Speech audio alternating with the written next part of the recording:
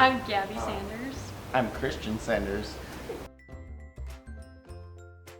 I have hemophilia, severe, and she's my wife. She was kind of pulled into this community. She married me. See, I don't really remember a definitive moment where I realized, oh, I have a bleeding disorder. It was kind of from the moment I started forming memories, it was like, part of my life.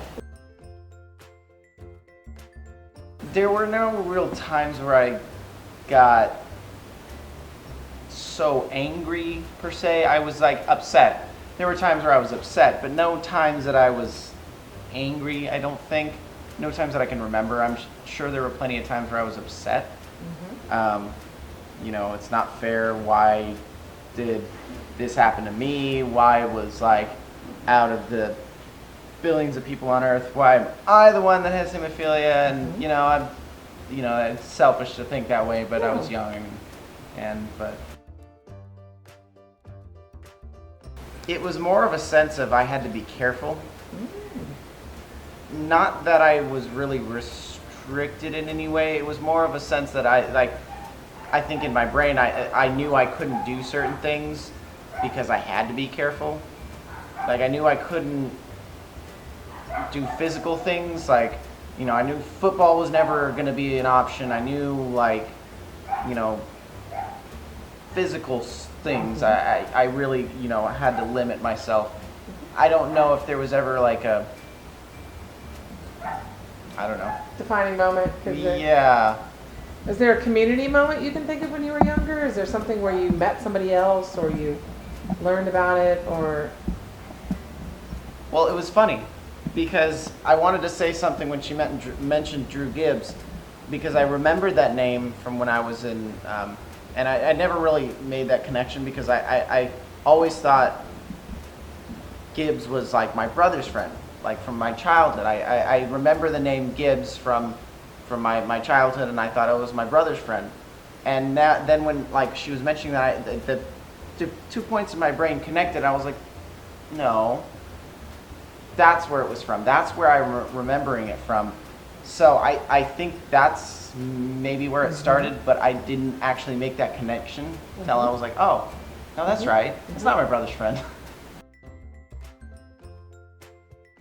I met other people like me, and I realized that I wasn't alone, and it wasn't such an abnormal thing. That wasn't I wasn't alone in the world. I wasn't just me. Well, absolutely. There's I could name 50 million counselors that I was these are older people that live in their life, and I was like, that should be me. That's gonna be me. Just the fact that I, seen them normal, I think gave me hope that I was going to be normal. But yeah. Absolutely. I still remember very clearly having to, go to the nurse's office very often, just many, many times in middle school and even into high school, where I had to, I was pulled out of classes and, I did many different things, not involved with just regular school. And it was icing, a lot of. Yeah, I wouldn't say it was so much disruptive. There was a few times where I missed, important things in class, but for the most part, I don't think it was disruptive in my learning.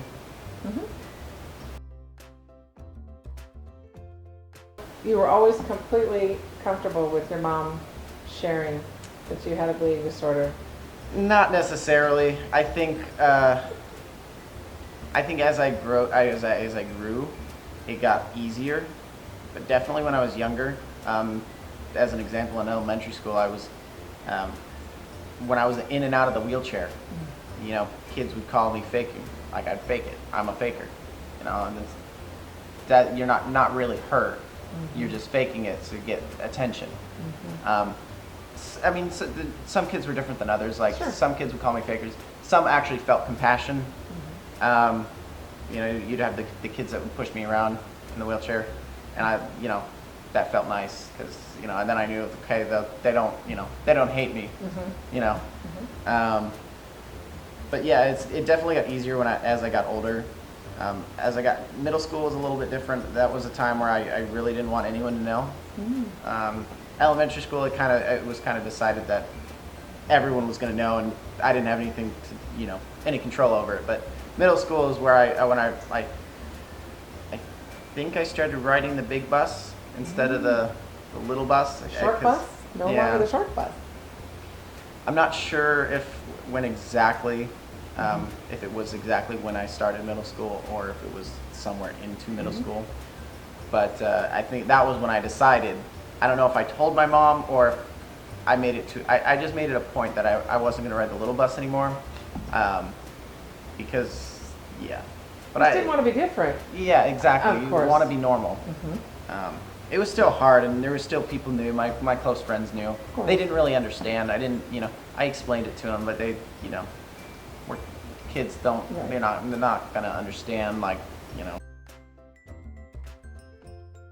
When I got told pulled her. out of class once, and we used to sit like right in front of the office inside the the main office building.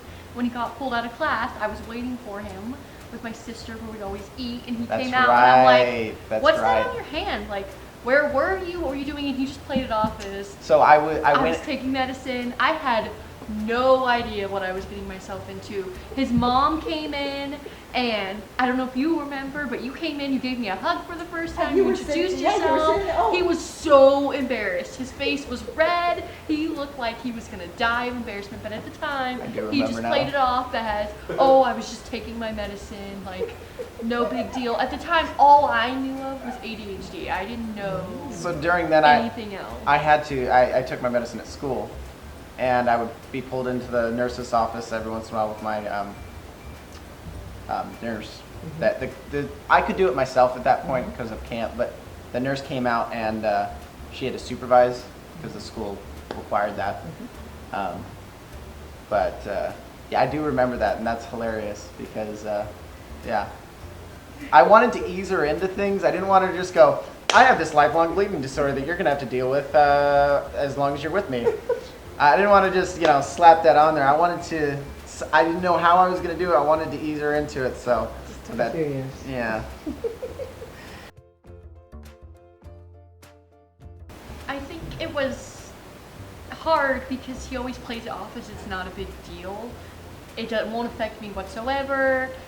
So it wasn't until we started to go to camp and I could see these adults who, while they are alive and healthy, they do have, their life has been impacted by having this bleeding disorder, so it's not that he's just going to be a normal person forever. And it was probably when he broke his leg that it was okay, if a normal person broke their leg, it wouldn't be this big of a deal. But for him, it's a big deal. I can't even come into the room. I don't get to see what's going on.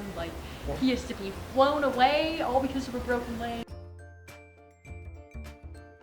Well, it was, and even now I'm guilty of it. It was just over time, and I think, yeah. But I'm guilty of it even now. Is over time you kind of you almost forget you have it. You get in the routine of taking your medicine, and you get in the routine of doing the thing, and you do it, and you don't think about it.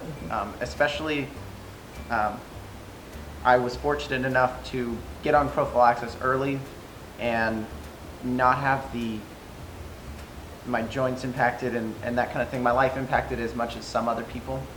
I was lucky enough, fortunate enough to have that. So I think sometimes I just forget I have it. And that was one of those times where I went out riding and I was and just didn't even, I didn't even think to, oh, maybe I should let my mom or whoever know that I'm going out there doing this thing. Because it was just I was hanging out with my friends and we're like, why don't we just go riding? We got the ATVs out, and I was like, sure, I'll join. So it didn't even, didn't even think about it. Didn't have any medicine on hand. Wasn't wearing a medical or anything. Did your friends know? Yes, my friends knew, But they weren't there when you had your. So what happened was they were in front of me, and they weren't paying attention. So when I crashed, which was totally my fault, I tried to get past them, and they didn't realize they weren't looking behind them. So they created a kind of wall. Long story short, and they kept going because they didn't see me. Luckily, my buddy's dad was behind us, and he stopped. He didn't know you had any. Well, I told him. Thankfully, I was still conscious, so I could tell him. And thankfully, we still had cell service where we were, so Oh, wow. we were able to call 911. And the ambulance and fire truck were able to get out there. But they were sending you to the wrong hospital, but you called me. No, so I actually told him when I got into the ambulance, I said, you got to take me to Grants Pass where my medicine is at. And they said, okay, we'll take you there. Because I think they were going to take me to Medford. They were. Sure. So.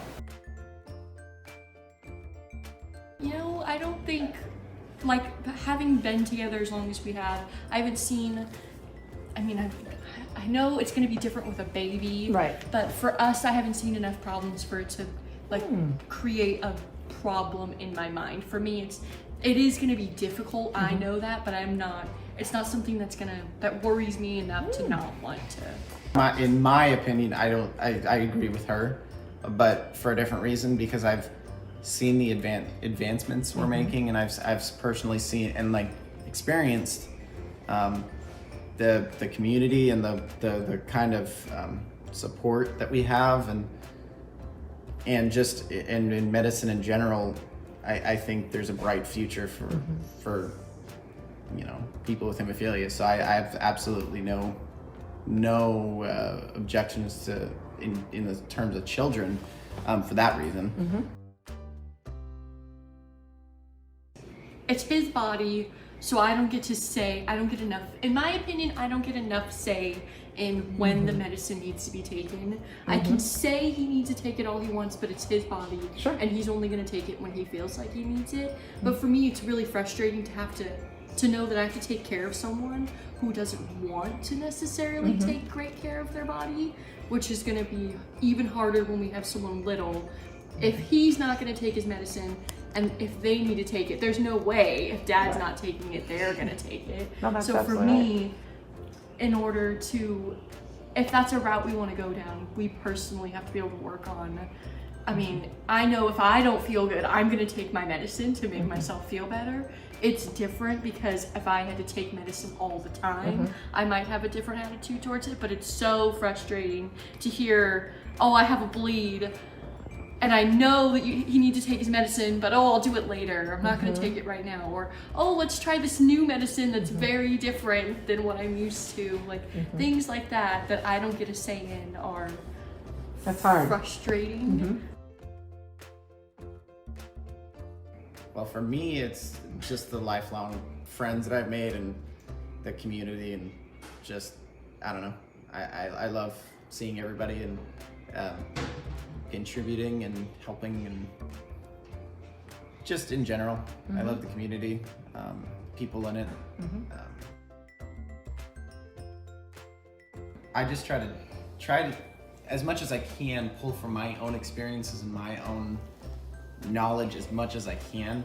And when I can't do that, if I know that I don't have that resource to fall back on, then I fall back on somebody else's knowledge and somebody else's experience, because I know that knowledge and experience is the best, to help somebody.